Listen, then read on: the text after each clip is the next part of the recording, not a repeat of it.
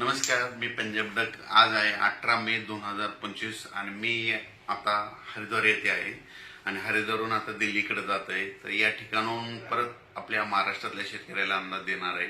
तर राज्यातल्या सर्व शेतकऱ्याला सांगू इच्छितो की तुम्ही काय करा, जशी वेळ भेटेल तशी तुम्ही शेत तयार करून ठेवा. कारण की राज्यामध्ये आज 18 मे पासून तर 31 मे पर्यंत धो पाऊस पडणार आहे, मुसळधार पडणार आहे. म्हणून हा अंदाज लक्षात द्यायचा. सांगायचं झालं तर पाऊस मुसळधार कसा असणार आहे, पहिल्यांदा मुसळधार पाऊस सांगतो. सुरुवातीला जास्त मुसळधार पाऊस मुंबईला जास्त पडणार आहे. म्हणून मुंबईकरांनी पहिल्या पावसामध्ये तुमचं जनजीवन विस्कळीत होणार आहे. म्हणून तुम्ही याची काळजी घ्यावी. कारण की 18 मे ते 30 मे दरम्यान मुंबईला अतिमुसळधार पाऊस पडणार आहे. म्हणून हे अंदाज लक्षात द्या.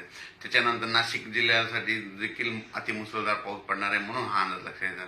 पुणे जिल्ह्याला देखील मुसळधार पाऊस पडणार आहे. कोल्हापूर जिल्हा, सातारा जिल्हा, सांगली जिल्हा, त्याच्यानंतर संपूर्ण कोकणपट्टी मुसळधार पाऊस पडणार आहे. म्हणजे 18 मे ते 30 मे दरम्यान. म्हणून त्यांनी सगळ्यांनी सतर्कतेची काळजी घ्यायची. आणि राज्यात सांगायचं झालं तर नगर जिल्ह्यात देखील मुसळधार पाऊस पडणार आहे, बीड जिल्ह्यात देखील पडणार आहे, त्याच्यानंतर संभाजीनगरला पडणार आहे, जळगावला पडणार आहे, त्याच्यानंतर जळगावला पडणार आहे, इकडं बुलढाणा, अकोला, अमरावती तिकडे देखील मुसळधार पाऊस पडणार. म्हणजे सांगायचं झालं तर 18 मे पासून तर 30 मे पर्यंत, 18 पासून जवळपास 12 दिवस दररोज 2-2 दिवस भाग बदलत ओढे नाले वाहतील असा पाऊस पहिली वेळ मेच्या शेवटच्या आठवड्यात येणार आहे. म्हणून हा अंदाज लक्षात द्यायचा. मग सांगायचं झालं तर पूर्व विदर्भ, पश्चिम विदर्भ, दक्षिण महाराष्ट्र, उत्तर महाराष्ट्र, कोकणपट्टी, खानदेश, मराठवाडा सगळीकडेच म्हणजे जोराचा पाऊस पडणार आहे.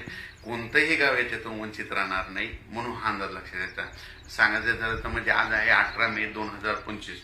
म्हणजे आजपासून जवळपास 12 दिवस राज्यात दररोज वेगवेगळ्या भागात जोराचा पाऊस पडणार आहे. वड्याला पाणी येणार आहे, नाल्याला पाणी येणार आहे, नदीला देखील. म्हणजे ना त्याच्यानंतर 22 मे ते 30 मे दरम्यान नद्याला देखील पाणी येणार आहे. म्हणून हा अंदाज लक्षात द्यायचा.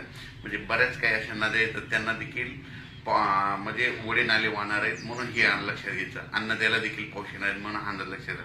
पण काय झालं आहे, परिस्थिती अशी की महाराष्ट्रातल्या शेतकऱ्याचे आणखीन शेतं दुरुस्त नाहीत. शेतकऱ्याला सांगू इच्छितो, ह्या म्हणजे 12 दिवसामध्ये काही भागामध्ये पाऊस नसणार. त्यावेळेस तुम्ही काय करा, रोटावेटर, कल्टिवेटर करून तुम्ही तुमचे शेत तयार करून ठेवा.